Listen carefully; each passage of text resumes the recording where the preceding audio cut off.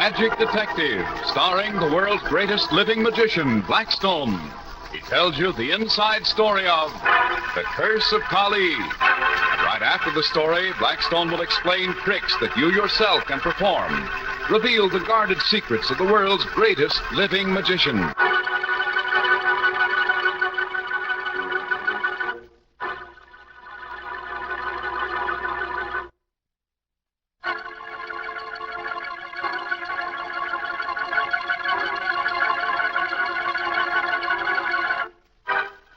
Now stand by for Blackstone, the Magic Detective.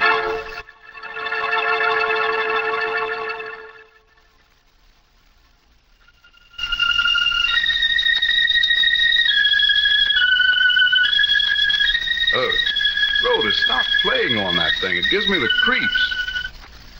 Matter, don't you like my music, Don? Not that kind.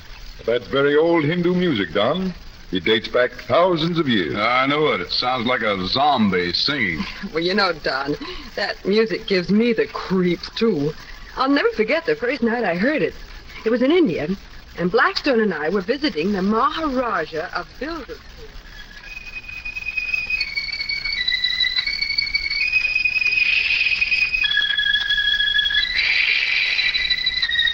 Blackstone, that awful sound. What is it?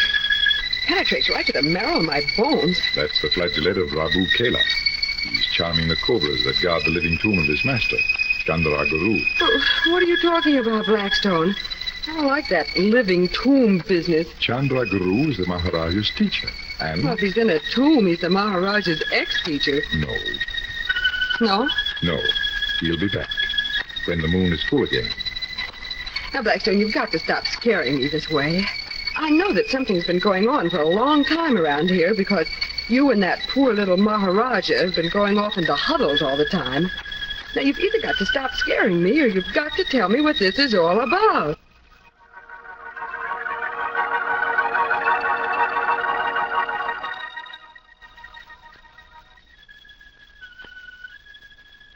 Rhoda, India is a queer place.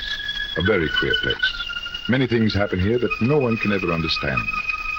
Have you ever heard of Kali? She was the wife of Shiva, wasn't she? Yes.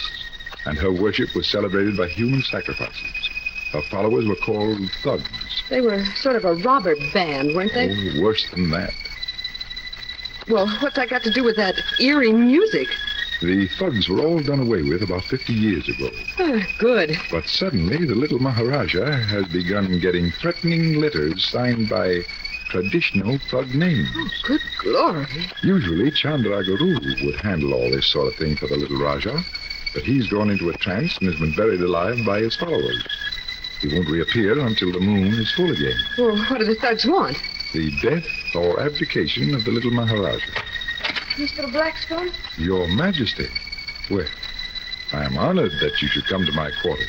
Mr. Blackstone, I'm sorry to bother you at this time of night, but I've just received another letter. I haven't been Raja long, you know. Since my father died, and with Chandra in the trance, I have no one to turn to. Oh, you're scared to death. I am worried for my people, Miss Brent. I know that the thugs would make bad rulers for my people. May I see the note, Your Highness? Here it is. Rhoda, come over here by the light and help me read it. Rhoda, he may only be 11 years old, but he's still the Raja. Treat him with respect. Have you read the note, Mr. Blackstone? This is the darkest night of November, the night the worshippers of Kali celebrate. Abdicate or you will never see the dawn. What should I do, Mr. Blackstone? I want to do what is best for my people. I'll tell you what to do. You curl up in Blackstone's bed and go to sleep. We'll handle this old girl for you. I hope. Oh, I couldn't sleep. This is my responsibility. I'm the ruler. I'll go and sit in the throne room. Maybe the spirit of my father will return to me and give me guidance.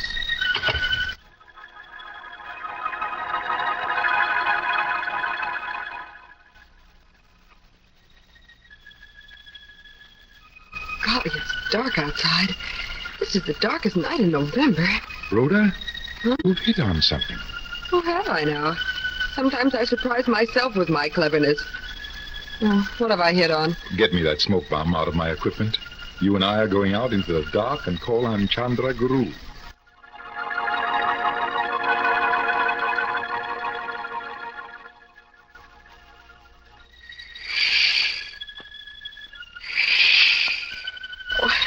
Let's call the whole thing off. I want to get out of here. I don't like snakes in the broad daylight, but at night, ooh. Rabu Kela, are you there? Are you there, Kela? Go from the tomb of my master. Go, go. I am coming across this trench, Rabu Kela. I am coming to talk to you. The trench is full of cobra. You cannot cross. They too guard the tomb. I am coming over to you. Blackstone, you fool. There are cobras in that trench. Don't, Blackstone, don't. You'll be killed. My magic is greater than yours, Rabu Kela. I have crossed the trench. Blackstone, you're all right? Yes, I am all right. Take your hands off me. Don't. What are you doing, Blackstone? I am tying Rabu to this tree. I want him out of the way for a while. All right, Rhoda, he's gagged too. Well, can I turn on the flashlight now? Yes, but keep it low. I don't want anyone to notice that we're here. I'm coming back across the pit now. I was right. I knew I was. All right. What is it, Rhoda? Look, footprint leading away from that tree. I thought I felt something whip past me silently, but I couldn't be sure. The prints are pointing toward the palace. Rhoda, you've told me what I wanted to know. Come on. There's no time to lose. But don't go so fast, Blackstone. Come on. I'm not a cat. I can't see in the dark. This flashlight hardly gives out any light at all. Give it to me. I lead the way. And here, it's Rabu's tajulet. Try and play that tune he was playing on it. All right, but why? Do as I tell you.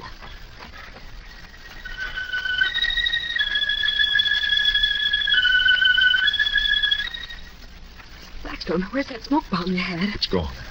I'll tell you about it later. Hurry and play.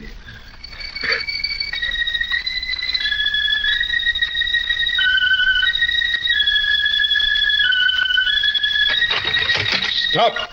It's a thug. He's strangling the little Roger. Drop that noose. I've got you covered. Mr. Blackstone. Oh, Mr. Blackstone. Oh, it's okay, kid. Blackstone's got him covered. It's okay. Ah, the palace guards. Take him in. Take the thug away.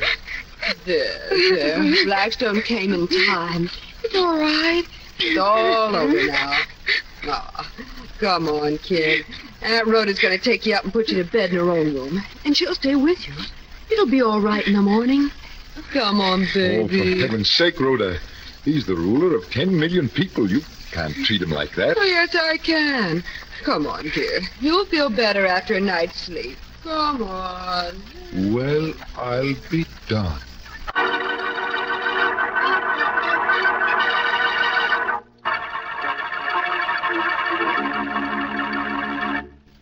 Well, who was the thug? Who passed Rhoda in the dark? What happened to the smoke bomb? The thug was Chandra Guru, the Raja's teacher. Well, he was in a trance, though, buried alive. People just thought he was, Don. That tree the footsteps led away from was hollow. Food and air came down it. And that was what happened to the smoke bomb. Blackstone suspected that the tree might lead to the so-called tomb, and he dropped the smoke bomb down in it to smoke Chandra out. But he'd already left via the same tree.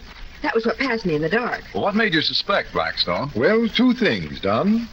First of all, a guru or teacher wouldn't have a disciple of a low caste, as the snake charmer was. It would have made him unclean. And it was my talking about how dark it was that gave him his second clue. What was that? Snake charmers don't work in the dark. It's their motions, not their music, that charms snakes. So this was proof that Rabu wasn't a snake charmer at all. Rabu wouldn't have dared stay near the cobras, not being a charmer, if the snakes had had fangs. So there was no danger at all in my wading through them. So another mystery was solved by magic. Well, now what sort of a trick are you going to show us, Blackstone? A mental trick done to prove the power of mind over mind. Well, at least that means you aren't going to borrow any coin. No, Don. We're going into the bigger money this time. Have you a dollar bill in your pocket? Oh. And I want you to supply a dollar bill too, Rhoda. Oh. But I'm not going to make the money vanish. Well, that's a help. Well, Don has his dollar, and here's mine. What do we do now? Hold the black side of the bills toward you and look at the serial number in the upper right. What are we supposed to do? Remember the number? Nothing as difficult as all that, Don. Just remember whether it's odd or even.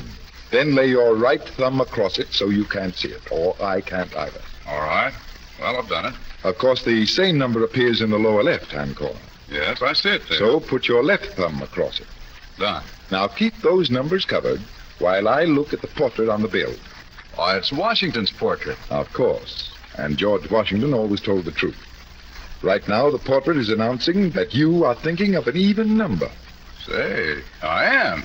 Here, look at the number of the bill. It's 84140936. And ending in 6, it's an even number. Oh, I'll bet that was just a lucky guess, Blackstone. Think so, Rhoda? Well, cover the numbers on your bill. I covered them. And let me look at the portrait of Washington. There it is. What does it tell you? It tells me that your number is odd, Rhoda. Just read it off and prove I'm right. And you are right. Look, Don. 503-78113. It ends in 3. And the number ending in 3 is odd. Say, how often could you do that trick, Blackstone? Until you run out of dollar bills, Don. And I'll always be right. But how in the world can you always be right? Well, think it over a little while, Rhoda. And after you give up, I'll tell you how.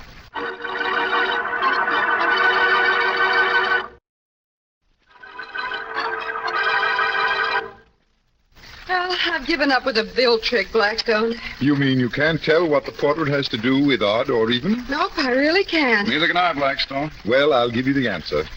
The portrait hasn't a thing to do with it. Well, then why do you look at the portrait at all? In order to notice a little letter in the upper left corner. See it there on your dollar, Rhoda? Oh, yes, it's a tiny letter A. And the letter A, being the first letter in the alphabet, means that the serial number of the bill is odd. But what if the letter was a B? Then the serial number would be even.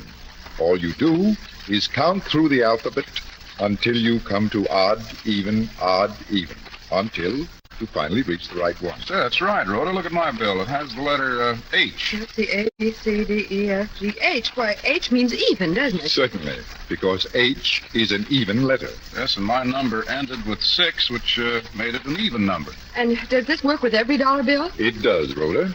Just ask anyone to cover the numbers with his thumb and then look for the little letter in the upper left. And if the letter is odd or even, so is the number.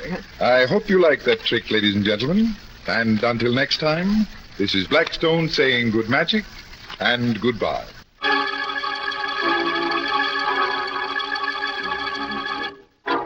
Be with us next time when the world's greatest living magician, Blackstone, tells us the story of Footsteps in the Night and explains more tricks that you yourself can perform. Listen in again to Blackstone, the world's greatest living magician.